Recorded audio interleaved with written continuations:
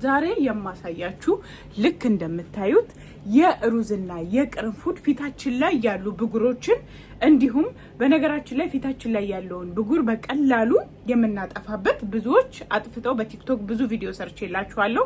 ብዙዎቻችሁ ደግሞ ዩቲዩብ ላይ እየጠበቃችሁኝ ስለነበረ ነው።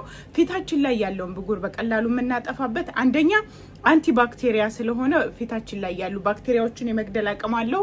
ሲቀጥል በደንብ ፊታችን 2 አይነት 3 አይነት የሆነውን በቀላሉ ወደ አንድ አይነት ከለር ያስተካክልልናል። ፊታችንን ፍክት የማድረግ ወይም ብዙ ጊዜ ፊታችሁ በፀሐይ የተገረፈ የተቆጣ ከሆነ ፍክት የማድረግ አቅም አለው። ከምንም በላይ በደንብ ቆዳችንን ሃይድሬት ያደርግልናል።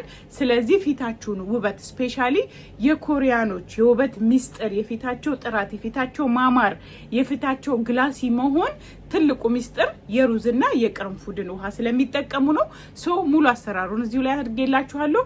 ማታ ማታ ከመተኛታችሁ በፊት እንደዚህ አድርጋችሁ በስፕሬ ትረጩትና ከዛ ምን ታደርጉታላችሁ? ትተኛላችሁ። ጧት ስትነሱ መታጠብ ብቻ ነው። በቀላሉ ፍሪጅ ውስጥ አስቀምጠን እስከ መጨረሻው ጊዜ ማክሲመም 20 ቀን እንደዚህ ፍሪጅ መቀመጥ ይችላል። ተጠቀሙ፣ ትወዱታላችሁ። ከወደዳችሁት ላይክ እና ሼር አድርጉ። አሰራሩን እዚሁ ላይ አስቀምጬላችኋለሁ። መልካም ጊዜ። ብጉር ባይ ባይ። ሮን ንጥር ምጥና አድርጌ ያሳያችኋለሁ። የትኛውም አይነት ሩዝ መሆን ይችላል። እንደገና ደግሞ ቅርንፉድ ምንድነው የምናደርገው? ቅርንፉዳችንን ኦኬ ከዛ ከቅርንፉዳችን 4 ወይንም 5 የሚሆን ቅርንፉድ ፍሬዎችን እናደርግና ምንድነው የምታደርጉበት? የፈላ ውሃ ትሞሉበታላችሁ። ኦኬ ከዛ ትንሽ የተወሰነ ደቂቃ እናስቀምጠዋለን። ምንም ሌላ ያስፈልገውም። ኦኬ ከዛ ምንድነው የምናደርገው? ሩዛችንን ነው። ቅርንፉዳችንን እንደዚህ ዘፍዝፍ ያስቀምጨዋለሁ። ሩዝ ነው የማደርገው። ሩዜን ደግሞ ማጠቢያ ማክሲመም 3 ጊዜ ጠቡት። ከሩዛችሁ ሩዙ መጠኑ ችግር የለውም። እንደዚህ አድርጋችሁ የፈለጋችሁትን ያክል መጠን ማድረግ ትችላላችሁ። ሩዙን 1-3 ሙልጭ አድርጋችሁ ቆሻሻው ብቻ እንዲወጣ እናጥበዋለን። ከዛ ይሄን ደፋዋለሁ። ሩዙን አሁንም ውሃ አደርግበትና ይታያችኋል፣ ቆሻሻ አለው። ይታያችኋል ቆሻሻው፣ እሱን ለማውጣት ነው። አሁንም 3ኛ ውሃ አደርግበታለሁ። እንደምታዩት አጥበዋለሁ።